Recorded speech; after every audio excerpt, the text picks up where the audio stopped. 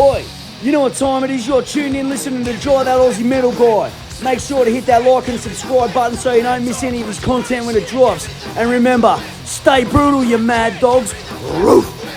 G'day, how you all going? It's Jai, that Aussie metal guy here with Crank.com and with Cranium Radio. So tonight, wherever you are in the world, it's a great pleasure that I'm getting to have a chat with Eric Hammers, aka Biddy, bassist and vocalist of Deathwish, who are due to release their latest album, The Fourth Horseman, 7th of June through Beer City Records. Cheers for joining me, mate. Hey, thanks for having me on. Absolute pleasure, man. Good to find out some more about you and the band in general. But to get us started, how would you explain your sound and style to someone who has never heard of Deathwish?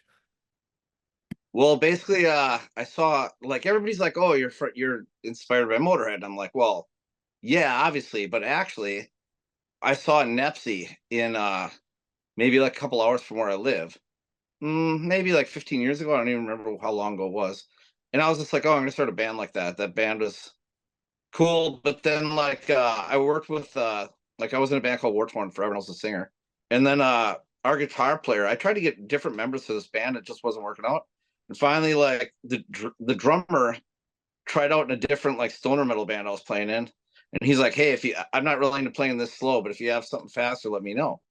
And it wasn't actually my band; it was Guinea Pig Champions band, and they called the Parish. And then like I was like, okay, so we got him back. Like we got him back, and then I talked to the guitar player, "Hey, do you want to do this?" And he's finally like, "Hell yeah, let's just do this." And then it went from there. And then we kind of slowly merged from doing just Deathwish, basically. So Yeah, so tell us a little bit about some of the kind of, artists or maybe even musicians that kind of have inspired you as a musician. well, I mean, Lemmy from Motorhead, like you like I don't know, like there'd be uh Mariah from Slayer. It'd be like anybody who played bass and sang, or anybody who played bass and screamed, or however you want to explain it. The guitar player in Epsi, I'm not even sure what his name is. I hung out with all those guys that night or whatever, but I don't know. It's I would say it's more like band sounds overall, and then Yeah. I'm also like Guinea Pig Champions, the riff writer, Yeah. which obviously we're big fans of Poison Idea. So, and here's a crazy story. I'll make it really short. So, I used to play in this band that was like more of a hardcore band, kind of sounded like Poison Idea. Play with the guitar player for a little bit, and 2 minutes into the jamming with the guy, I'm like, "Hey, you'd be really perfect for Poison Idea." And like 5 years in the future, he ends up the guitar player Poison Idea. He's on multiple records. Like it's just like stuff like that's like the craziest thing about life to me is like you meet somebody, you're like, "Oh, I kind of think this for you," and next thing you know, years later, you see him somewhere, and they're like, "Oh yeah, I'm doing that." You're like, "Well, that's awesome." I'm always happy for anybody doing well in life and enjoying themselves. Yeah, exactly. You've got to be happy for people enjoying life and doing well for themselves. You guys have a really, really cool sound. Like I put it on and I kind of, for me, some of the sounds I'm picking up is like you just mentioned hardcore, but you've also got this real thrashy sound to you as well. It was a real pleasant surprise putting on this album because I hadn't heard yous before. And a lot of the times there's so much music out there and being in music media, bands you hear for the first time, you're actually like, wow, it's kind of, you're blown away a little bit. It had us a really great sound and style to it for me. Kind of is that kind of what you're going for as well? I think yeah. I think what happened was we did our first record, and it was basically like I was out for blood. We Yep. did that on Beer City. Then we did our second record. 2015, wasn't it? Roundabouts. Yeah, I think so. Then we did Unleash Hell, and then like I started singing a little heavier, and the guitar player's like, "Oh, that sounds good, dude. Keep doing that." Yeah. And like I was like, Okay, cool." Like so, and then I just I wanted to keep going with it, and then like finally then they sold out of stuff, so they did a double LP that was released. It was Rock and Roll's One Hell of a Drug, and it was limited to 666 copies. And so they put that out, and then we had completed our contract, and then we ended up with a record deal, like a $250,000 record deal for 4 records from Victory, which was like basically the biggest label at the time or whatever for independent, like the biggest indie label or whatever. And we're like, okay, hell yeah, let's do this. And then that got bought out for 30 million before our record came out. we had already, and oddly enough, I was talking about pro wrestling with you before. Oddly enough, I talked to Tony on the phone, and when I did, we were like, he was talking about different bands, and I'm like, I'm not really sure who that is. You know what I mean? Like I see so many bands when I tour. It's, you know what I mean, and there's so many different genres now. It's just tough. So if I spend that much time on the road, I don't go to tons of different shows. Like, you know what I mean, on my free time then, because I've just seen like 400 fucking bands. I'm good. And It's definitely hard to keep up, isn't it? also yeah, the way we connected is he goes, "You might not know who Kevin Nash is or even care." And I was like, "Oh, I wrestled on a show with Kevin Nash." And at that moment, he's like, "Did you just say you wrestled?" And then it went from there. Me and the dude had like a 45-minute conversation, and my phone's battery died. And like I was like, "Ah." And then like week or two later, he wrote me, "Hey, you're getting signed. Rock and roll's one hell of a drug. Make sure you send the contract back immediately." I was like, "Okay, cool." Then right before that all worked out, they got bought out for 30 million. And then Concord owned it, and I tried to get a hold of them. They didn't give a shit. Tony waited for his no complete clause to run out, and then he started a record label called Mission 2. And then he gave us basically like the same deal. And we're like, okay, cool. So we did that. And then right as all these records came out, right as our records about to come out, the company collapsed and they closed down the whole company. And I was like, well, it is what it is. And I think it's like 4 years later. And I was on tour. We were on tour. We tour with DRI a lot. Yep. And we tour with a lot of old school bands that are on Beer City. And I just sent it to our record, like the original record label guy, because I've been friends with him forever, and we just talk anyways.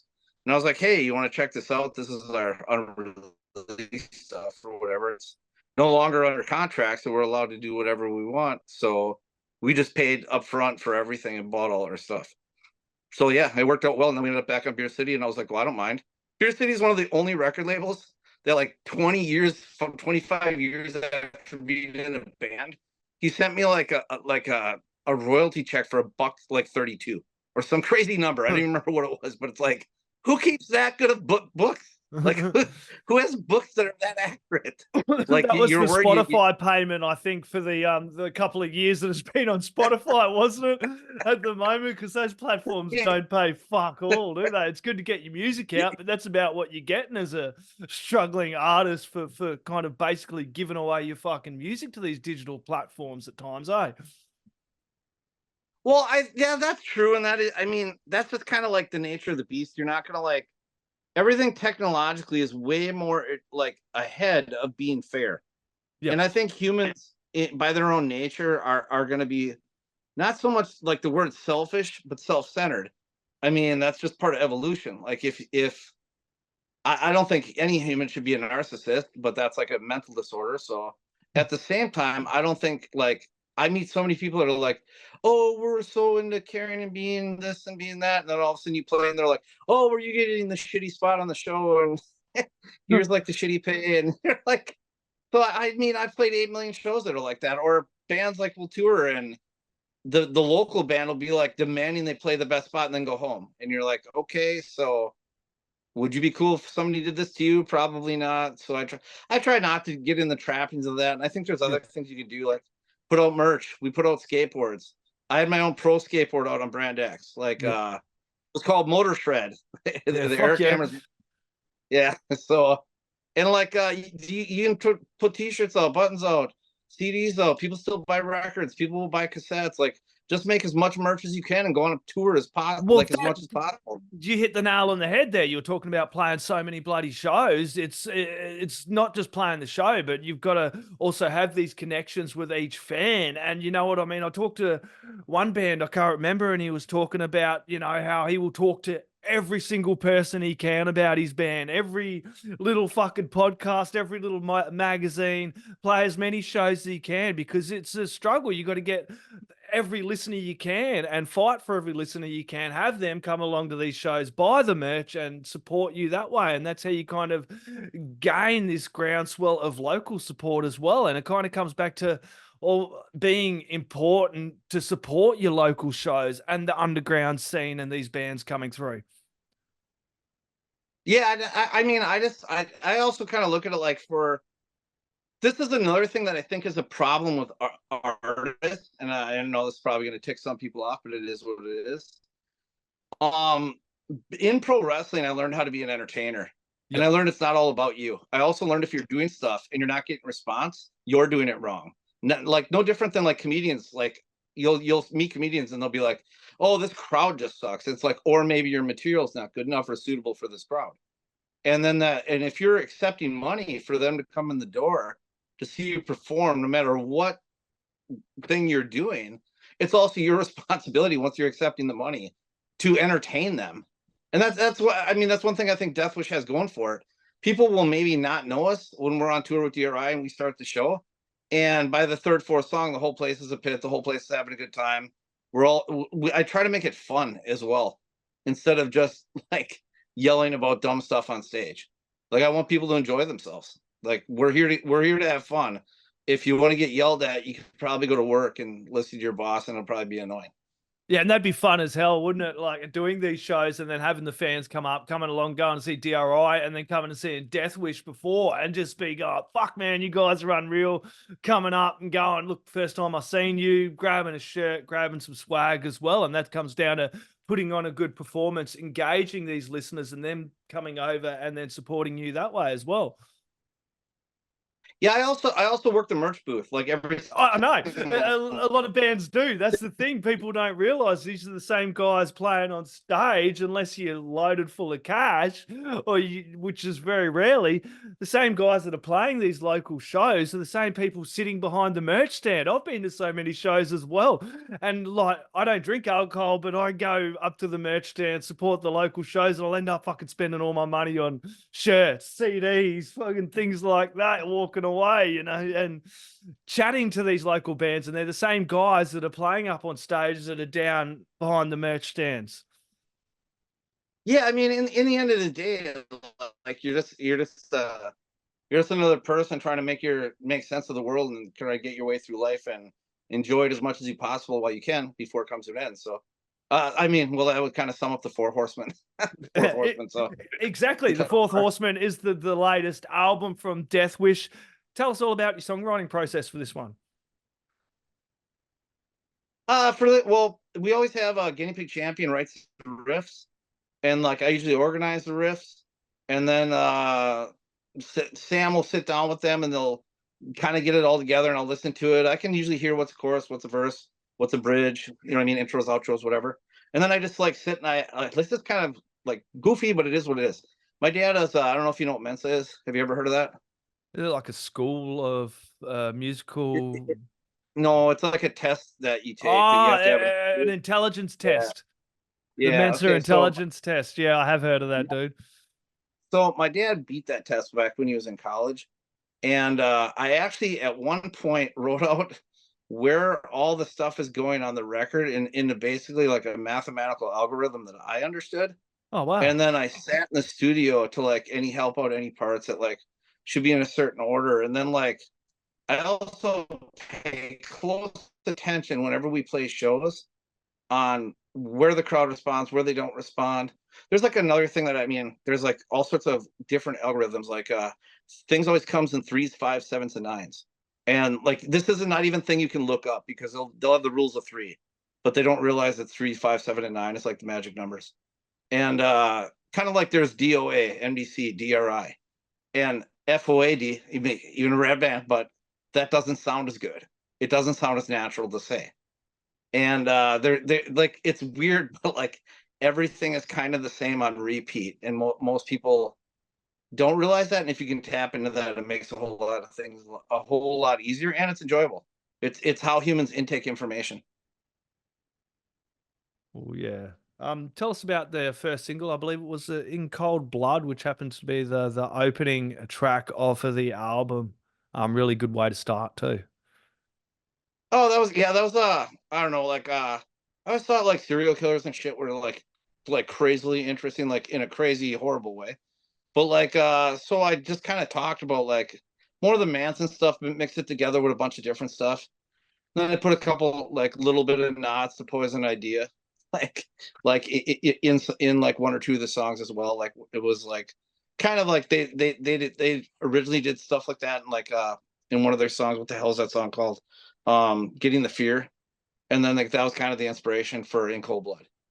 Nice. No, it's a really killer way to open the track. The next single off of that was Rain Fire, wasn't Oh, holy shit! That's quite the song. it? So when I was a kid, me and my buddy smoked some weed, and like I don't think anything like maybe I don't know however long went by, and next thing you know, like I'm in a bathroom at a Hardee's, and I'm like, first I'm drinking my lemonade, and then I'm like pissing into a cup, and one of my like I'm in the stall though, you know what I mean? Like, and like one of my buddies pounded on the door, and he's like, "What are you doing?" Like, well, you're kind of in here a while. I'm like, dude, if like it goes in, it siphons through you and comes back out. So like this is like the start of the process where I didn't know it at the time, but there was PCP in the weed. And so my brain is thinking like this is all like some kind of fucking loop. And then next thing you know, I come out, I pour the shit out. He's like, you can't drink that, pour that shit out. So I almost drank piss apparently. I don't really remember this. And it got thrown out, and I come out and I'm like, he's like, dude, you keep acting like this, everybody's gonna think you're on drugs. So I started screaming I'm on drugs, like in a restaurant, and then like went running out the door after I came out of the bathroom after I, whatever, I came out of there. And then at some point, I was with one of my blonde buddies at some point named Kurt. He's a bass player in a punk band back in the day. And I woke up like 20 hours later with one of my Mexican American friends on the floor with a mohawk. And I have no idea like what happened in between there, but I know he found me downtown. I was flailing around on a fence at a Pizza Hut, and he walked up to me, and I said, "Hey, you got to realize I'm a pitcher of orange juice, and if I spill out, I'm going to cease to exist. You can't get another version of me through the multiverse to get me here. And by the way, the sky's raining fire, and we're all going to die. Are you prepared for the apocalypse?" And like at this point, he's just like, "I have no idea what the hell you're talking about, Billy. Like, I'll try to get you back home." And I don't. From there on out, it was just like scarier hallucination after scarier hallucination. Needless to say, I never smoked pot again. I never did drugs. I never did anything again. That was kind of the last hurrah once I got PCP spiked weed. Oh, I mean, wow. Yeah, that it was kind of an puts you off experience. of it, wouldn't it, dude? That's full on. Yeah, I think I've been straight edge for like pretty much ever in a day since I was like a teenager. Yeah, it must be good being like that too. I don't drink alcohol as well, and going along to these shows and kind of not having any impairments now, it's really a lot of fun. I'm getting so much more out of it, and it's good to see the scene changing a lot more and people kind of becoming more aware of that and not going to these shows and being an absolute asshole and writing themselves off on alcohol. Well, I also keep a pretty open mind though, because I'm fine with people doing whatever the hell they want as long as they're not hurting other people. I could As give a long as shit it's about not impairing on the people as well. on I'm others. of the Yeah, same yeah. opinion. You know, I don't mind if you're having a drink, but if it's gonna turn into a problem and you start being a fucking asshole and swing kicking people at shows, then probably don't fucking go out. Yeah, MMA. I love the UFC and MMA, but I Same. don't really. Yeah, well, you're a wrestler. You love it too, but there's a time and a place for it, isn't there? Right. Yeah, yeah. Yeah, I'm not getting like power bombed through the floor while we're in the middle of the set. It just doesn't make sense. It definitely doesn't make sense. Look, the album does drop June 7th. It's still a little bit away. You guys plan on dropping any more singles before the album drops, or? Well, we got a music video that's like coming out pretty soon. It's Aftermath of a Severed World. Fuck yeah. And then yeah, and then it'll like like the video just got finished last night. It looks great. So that would probably be the next thing before the record drops.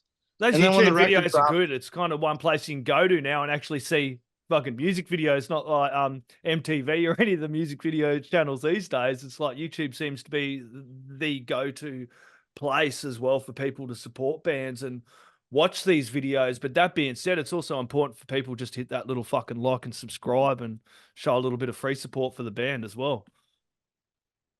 yeah, I agree. I also think it's no headbangers ball, but it's all we have. Exactly. And that's it, eh? But Awesome. yeah, and then it's kind of like where some bands like I've talked to like different bands too throughout the years where like they're like well I'll go back to something else first. Like I also think sometimes ideologies start out in a good place with good intentions. kind of like I don't drink, I don't smoke, I don't do drugs. I pro wrestled a straight edge Eric Hammers. I actually did tag on the independent circuit with CM Punk. Oddly enough, we teamed and we were in a faction called Club Elite, and then he got in a fight with AEW on called the Elite. Called the Crusader, and now he's in WWE, so he's doing fucking great for himself. And I'll just say I loved working with that guy. That guy was great. But my point would have been like, usually people start out and they're like, hey, we're starting into this, we're into this, we're better than everyone else, and then it starts to become moral supremacy. And I think every generation tries to outdo the next generation and outdo the next generation. And like for that stuff like that, it's just like goofy to me, because I'm just like, who the fuck am I? I'm not any better than anybody else. I'm just a person trying to be nice, trying to have a good time, trying to play a show. If I sell some records, that's rad. I try to like think of art and merch and work with artists and put things together and get record deals and tour around the world. And like I think we've done like 32 countries so far. So we're getting there slowly but surely. Yeah, any countries you haven't been to that you'd like keen to get to? Probably want to get over to Australia. Like a lot of people, yeah. We were close because like I did want to go to Australia, New Zealand. I'd like to tour South America. Basically, I toured like the primary countries in North America. So toured like almost all of Europe in multiple different tours. That would have been fun doing a European tour, eh? Was that with DRI or your own or? No, we just went on our own. We like in America. We started out with like I think we toured with Raw Power from Italy, and then and if you back up our old band, toured Municipal Waste for our first tour. They're fucking cool. I just interviewed Ryan Waste last week, dude, for that Bat album, man. That actually comes out today. Dude, it's really good. Yeah, under the stuff that I heard is great. Oh, it's fucking awesome. We played Richmond, and Ryan came up after it. He's like, dude, I'm not into a lot of the like opening bands, but your band's fucking great. I want to get some stuff. And I'm like, okay. So I hooked him up and I'm like, hey, we'll just like trade stuff eventually or something. Don't worry about it. And I go, you actually toured with us. And he's like, I don't remember touring with you. I'm like, no. There was a show in LA where like the cops came and they raided the place. An asshole parade was supposed to play and they got cut off, but you guys played, and there was like all like hundreds of people there, like maybe even 1,000, like whipping beer bottles at the cops, and it turned into like almost a riot. And I ran back in the building, and I won't say that there was a grindcore band that like totally pissed off the promoters, but whatever. I ran back in the building, found the promoters, hung out with them until the end of the night, and like they finally took care of the cops, they took care of the sound dudes, the security, all this other shit. And this one band that was from that's from Los Angeles, kept demanding like their money, demanding their money. And I think we got paid 4 times whatever they got paid just because I sat there. And I was like, the dude's like the promoters aren't enough stress. I'll just wait till it's all over with. Yeah. And I just stayed with the promoter, and now I'm friends with them like years later. They're all cool dudes. And I even get along with the guy that like actually got his band cut out of lots of money by like yelling at everyone. But I was like, well, whatever. Yeah, whatever. It's how, I guess that's how he takes care of it, but seemed to be not beneficial in the end. That's it. It sounds like definitely an experience, and life is nothing but plenty of moments of experiences put together. And the Fourth Horseman is one of those that you all need to bloody go and listen to as well. Look, this has been an absolute pleasure, Eric Hammers, Biddy. Everybody go check out Deathwish. Do you have any last words, shout outs, thank yous, or anything else you'd like to chuck in there, my friend?